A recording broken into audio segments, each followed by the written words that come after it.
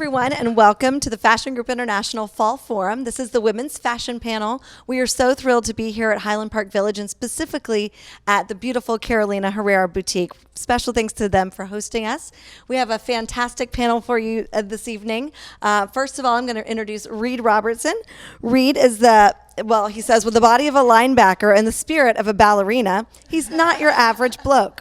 Although he once auditioned for Barney and Friends, he now focuses his attention to the fashionable set of Dallas and beyond.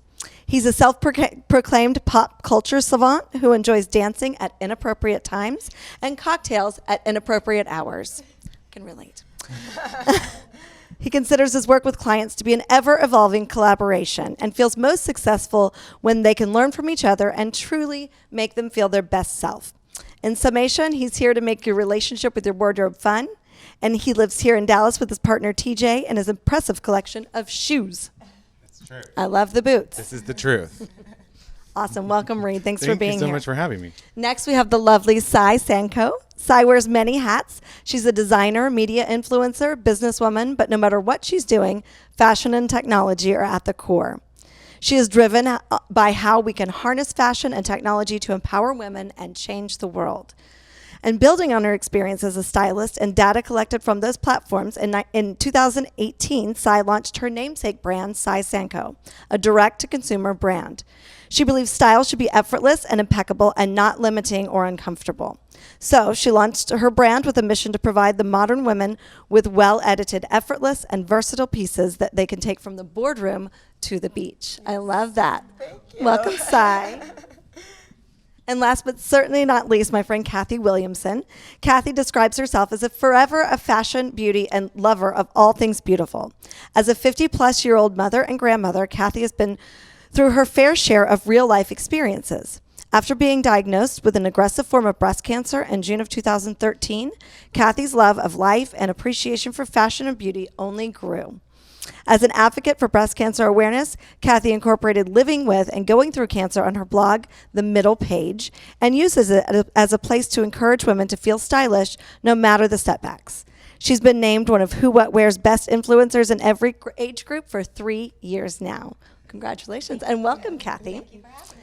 And I'm Holly Quartero. I am the Regional Co-Director of Fashion Group International, along with my friend Rhonda Sargent Chambers, and we are thrilled to have you here with us. So let's get started and ask these lovely folks some questions, because we're all dying to know a little more about you and about your career in fashion here in Dallas. So first, I'm going to start with Sai. Sure, go ahead. I'm ready. So we read this in your bio. In addition to your namesake fashion line and your nonprofit, the Musokere Foundation, which aims to provide education and create job opportunities and employment for the youth in your native Sierra Leone, you also have a variety of digital platforms under your Because I'm Fabulous umbrella. So tell us, how do you feel that fashion and technology can best be harnessed to empower women and change the world? Well, currently where we are right now, especially during this pandemic, we're unable to really reach out and, meet with people as much as we used to. So for right now, everything is really based online, you know what I mean? And so I think technology has been very important in us connecting with consumers over time, And for me, social media has just been like a fantastic opportunity, because blogging back in 2009, and that's how I got into my business currently. And so it's always been there for me. Technology has always been there for me, and I just feel like that's the way moving forward, combining technology and fashion, and it's really important.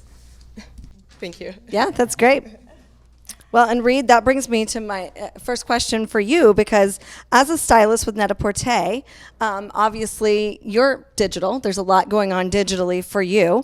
But with the impact of COVID-19 triggering the cancellation of so many events in Dallas that our city is known for, how do you see personal styling clients' fashion choices evolving? So what do they want to, what's important to your clients in terms of fashion right now? How has their style changed over the past few months, and what are some common requests that you've been getting? Might have to reiterate just a few of those. Just Just tell us what it's like right now. Let's just give you an overview.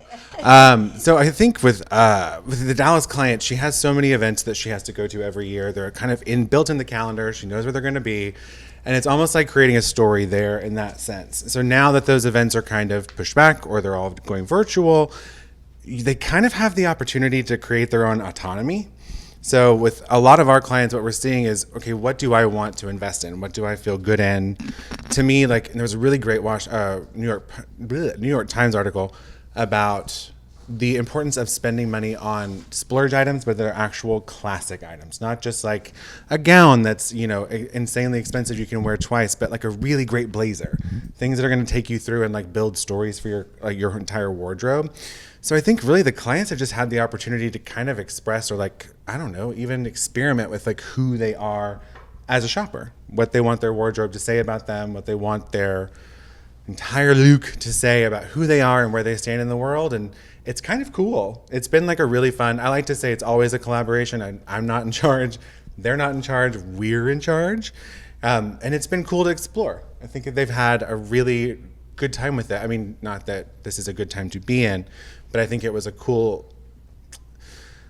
was sort of a forced introspection. I'll put it that way. I love that. Like you didn't really know true. what was going to happen, but now that it did, like let's just take some time and take care of myself. So, yeah. That's great. Yeah. So we are seeing our wardrobes change because of Absolutely. it, and definitely you've seen that with your clients. Now, another technology question. This time for Kathy. So you started your blog, The Middle Page, back in 2012 after being diagnosed with breast cancer. Did you have any idea that it would turn into a full-blown business for you? I had no idea. I mean, I started it because I was looking around. I just moved back to Dallas, and I was following all these blogs, but they were all younger girls and 20 and 30-year-olds and the mommy blogger. And although I liked it, I just couldn't relate to it. And so I just kind of asked the question, why isn't anybody doing that here? From my age. And so I jumped in and had no idea whatsoever what I was doing. I mean, I had to have a lot of help to get it going, but it was a kind of after I launched it and then was diagnosed, it became very cathartic for me to think about something other than what I was going through, the breast cancer. So it just, and I had no idea at all. I mean, it was sort of like a hobby that turned into a business. Yeah. So it's been great. Well, and that's fun. great. And you kind of have, kind of leads me into that's kind of a two-part question. You've had a front row seat to the rise of fashion influencers and brand partnerships over these last 8 years. And now that it feels like the world's been turned upside down, do you feel like the role of the fashion blogger or influencer has been changed because of COVID? So how has the pandemic affected your experience with both your followers and your brand partners? Has it changed? It did maybe at first, but not really anymore. I do think that the influencer is becoming very important. Not that, I mean, I think it was important before, but now I feel like it's becoming a lot more important because we're not able to go out, or I mean, a lot of people don't want to go out to the actual store, and like online, your businesses too. But I feel like the influencer is sort of your personal shopper, as I think now we've become these personal shoppers. And I think people look to influencers to see what we're wearing, what we're advising. So I do think it's become an important role. Yes. Yeah, I love that. And Sai, you are also an influencer, and you spoke about your social media being a big platform for you to sell your designs. So let's talk about your designs. Sure. Your newest collection is called Portrait of a Lady and features really bold colors and patterns as key elements. That's kind of your signature. So can you tell us a little about your inspiration for the collection?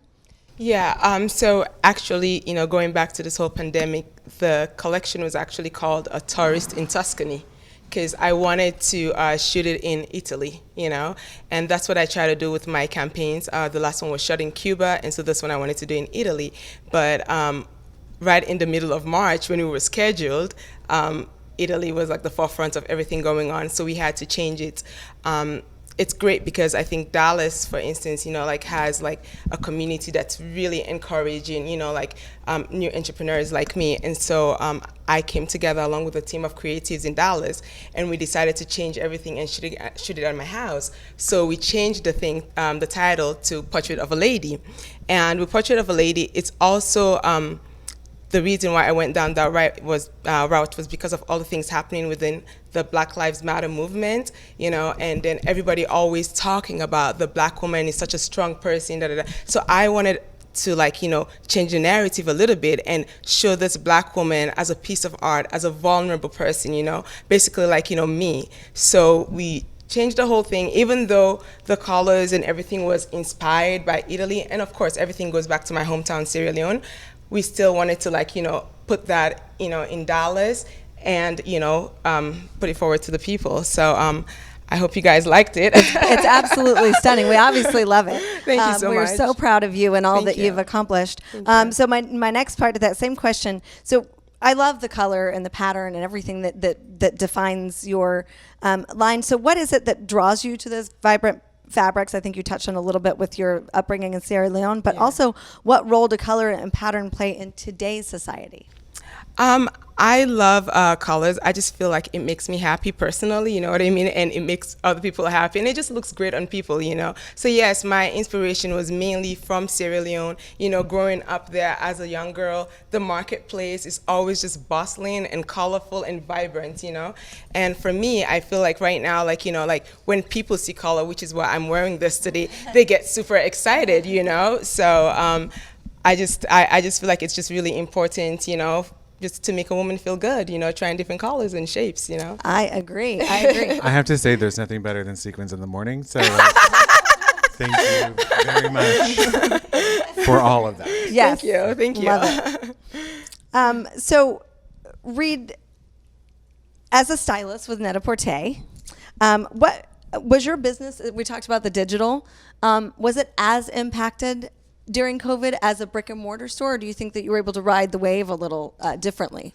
I feel like we've been in Dallas now about a year. And originally when I took the job, I kind of thought, I'm nervous about getting the hook. Like, what's the hook going to be? I felt like the future was going to be digital. I felt like the future of where we were going was going to be personal stylists online in some form or fashion. I think we just got there a little quicker, unintentionally. The business was definitely affected. I wouldn't say in nearly as big of a way as brick and mortar, but it kind of gave an opportunity because we have clients all over the southern region, like some in Mexico, some in Canada. They're kind of really everywhere. So it gave us an opportunity to get to know them and just to build a relationship and build a rapport. Because at the end of the day, like, a sale is a sale, but a relationship is a connection. And like, that's what builds a business. Yeah. So that was kind of a cool opportunity. Again, this is not cool that we're in this, but a silver lining, I guess. I think silver linings are important these days, and finding the hope and the beauty in what we're going through, because we're all in it together, right? 100%. Yes. So we're all feeling the frustration of it.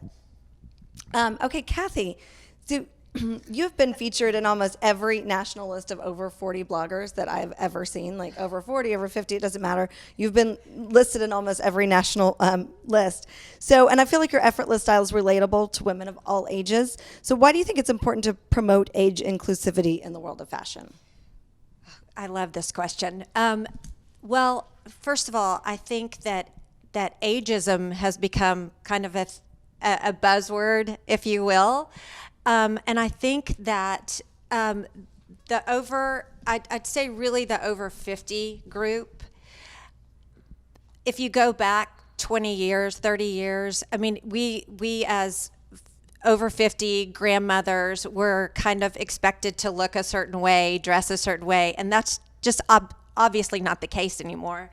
And I just because I'm a certain age, I don't want to dress like I'm a certain, or have to feel like I have to dress a certain age and cut my hair because I'm over 50. So I also think that our age group, my age group, we're the ones that have, let's face it, the money to spend. And so I think it's important that we I mean, we still love fashion. Just because you're a certain age doesn't mean that you have to, if fashion is your passion and you love it, then you should be able to wear what you want to wear. And I just don't think, age matters anymore as far as fashion. Maybe a couple things, but I think you can wear whatever you want to wear. I would like to throw this to Reed now. Well, no, I would say all of my clients I have, I would think the ones that are, no, I would tell you, the ones that are in their 40s, in their 50s, they're the ones with the most confidence. Exactly. So it's like, why not go for it? Like 100%. I think you also see a lot of younger people really following what a trend is. And I think a lot of people who are older, out of their 30s, that kind of vibe, don't believe in trends. They set them themselves. Yeah. So it's kind of cool. Right. It is very cool. Yeah. Like, it doesn't matter the age these days. It doesn't matter. It really No, doesn't. I agree. And I actually, interestingly enough, I was at the FGI Regional Directors Conference in New York, and there was a really cool futurist that spoke. And she basically talked about the fact that our lives are getting longer. We're living longer. Right. But it's not the end of life that's extending. It's the middle of life. So the thing that a 30-year-old wants is the same thing that a 70-year-old wants. They want to look good. They want to feel good in what they're wearing. And that's that part of life that's extending. So I think that speaks exactly to what you're saying. Well, and I also think that my age group, hopefully, we're all inspiring younger women to, it's just because you reach this age doesn't mean that you have to give up what you love. Yes. I mean, if you love to wear a short leather skirt, wear it. There's just different ways you can wear it. Yes, absolutely. I love that. Okay, Sai, your fashion line has been spotted. It's been only around for a couple of years, right? But your designs have been spotted on celebrities. You can name them, or I can. It doesn't matter. We've seen them on Beyonce, Michelle Williams, lots of amazing celebrities. You've been seen on Supermodels. You've received widespread recognition, including a Rising Star nomination right here in Dallas from FGI. Thank you guys. So I thought this was interesting, and I kind of already know the answer to this, but I'd like to ask you, do you feel like you're an overnight success? And what do you credit your success? Yeah, definitely not. I'm definitely not an overnight success. And thank you so much, FGI. Once again, this is why I love Dallas. You guys have just given us such a great platform. No, I started blogging in 2009. And so during that period, I was able to create relationships, And at that point, I also was spending a lot of time and money in blogging, so I wanted to monetize it, hence why I started all those other websites, and creating affiliate platforms for them. So, but as far as my business, it is just, I feel like I'm working like 24 hours a day, to be honest with you. So it's definitely not an overnight success. I launched 2 years, it's gonna be 2 years in November. And during that period, once again, I reached out to people like Jay Bowling, and I had created a relationship with them, even went out with Net-a-Porter in DC and all that stuff, And when I was blogging, I was writing about celebrity red carpet. And so with that, I knew, what people were looking at on the runway. And then sometimes it doesn't always interpret to what they have in the store, I would watch Dolce & Gabbana, and then just see all this ridiculously amazing flowing gowns, And then when I go to the store, I'm like, I want a kaftan like that. And it's just like a little bit of fabric. And I'm like, no, I don't want that. You know what I mean? So I had to really work hard on that. But yeah, it's still a work in progress, but I'm really happy with what's happening right now, and it's definitely like taking off faster than I ever expected. But I work hard, so you do work hard. I understand why. Yeah, you do work hard. You work for it, and and it shows in your designs and your success. Thank you so much. Congratulations. Thank you. Okay, let's see. So Kathy, we touched on this a little bit. Fashion blogging seems like, to those on the outside, like a solitary endeavor. You're a blogger, you do your thing, it goes up on the website, and then people, follow you by your suggestions. But in reality, there's a lot of collaboration taking place behind the scenes. In fact, you have your Trend at Every Age post where you combine with a couple of other bloggers every month. So tell us why networking and collaborating are so paramount to an influencer's success. Sai touched on that already too. Yeah. Right. Well, for me, and I'm going to speak personally for me, I'm all about relationships. And so it's been great to collaborate with other women. I've made some of the best friends I've ever had through collaboration, you know, and so I think that's great. It plus it's, you know, we're women that should be helping other women, and I think it's great to collaborate just to introduce other people, other bloggers. But mostly for me, it's been the relationships. I think it's been great, and I will say that I would venture to guess that most bloggers who collaborate with other bloggers would say the same thing. It's all about relationships. Can I add on to that a Absolutely. little bit? So yeah, so back when I started blogging in 2009, and I created this relationships because they used to have lots of blogger meetups. So that was one of the reasons when I started my line. You know, like these blogger friends of mine were willing to wear my pieces. You know what I mean? And put my business out there with their own platform. So that's definitely important, creating these relationships. Yes, I think the brands kind of promote each other, Yeah. and you can the influencers promote each other as well. Well, and I would say this too. Like, I think it was Zendaya that said, "We build platforms so that other people can step on them," and I think that's one of the best things in the world to remember in our business, just because it is kind of cutthroat. What we do can be really kind of dark at times, but like when you're with good people and you support good people, one of the mantras I've always used in my business and everything I've done is just the answer is yes. Like I'll find a way to make the answer yes, but the answer is yes. Like from today, sure. You know, so I think it's just kind of the building of each other is the biggest part. Yeah, and I would say exactly the same thing, and that's kind of what FGI tries to do, is support the industry here in Dallas and create a platform that everyone can be part of, so we can support and promote each other. So, Rita, how do you think the fashion industry overall is going to be affected going forward? I mean, is it going to change forever? Is it going to be? How do you see the industry changing? Well, luckily it's full of creatives. So that's the number one step. I think right now, especially as we go into, we're in Fashion Month, we're doing all these things that we're used to being done in person. I think you've seen so many people step up to the plate and say, but hold on, I've got this, or like, let's try that.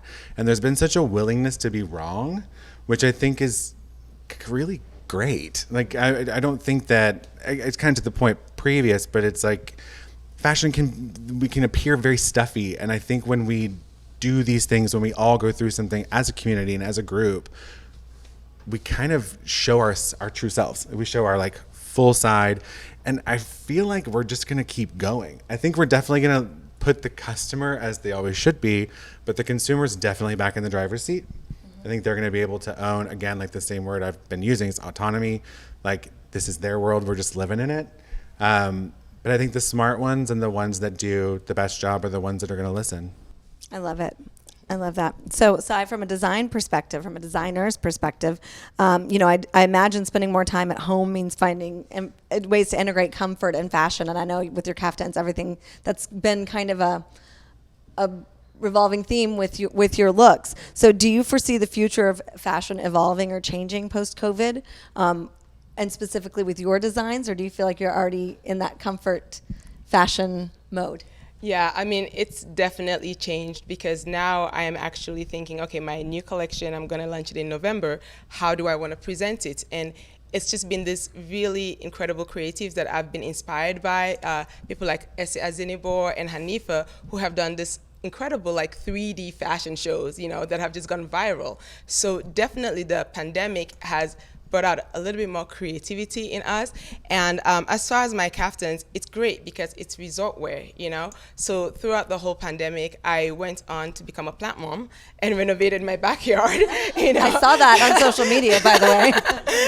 To make it resort-like, so I wanted people to see, hey, I could be at home and still wear a glamorous caftan at home, So it was really cool seeing my customers wearing a fabulous caftan, taking out the trash, cooking in the kitchen, you know what I mean? So yeah, for sure, I feel like now we're also definitely reaching out to our customers and creating more of like, a connection with them with all this pandemic going on, and moving forward, there will definitely be like, this is a game changer for us. We have to come up with like creative ways to, reach out to the consumer. So Yeah, I love that. Thank you. And then, Kathy, last question for you. Do you feel like that your content has, I think we touched on this earlier, but as far as fashion and kind of going forward, do you feel like it's more important to incorporate comfort and fashion? Unfortunately, I think right now, yes.